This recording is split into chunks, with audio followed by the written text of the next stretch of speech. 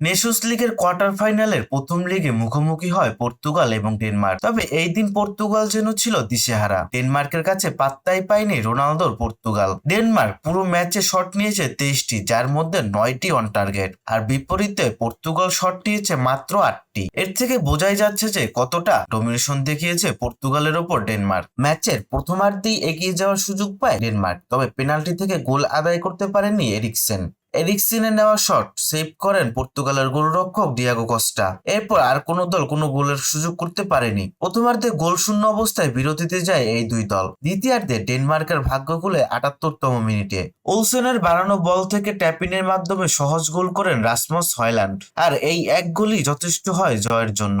Denmark প্রথম লিগে জয় তুলে নিয়ে অনেকটা স্বস্তিতে আছে বলা যায়। তবে স্বস্তিতে নেই রোনালদোর পর্তুগাল।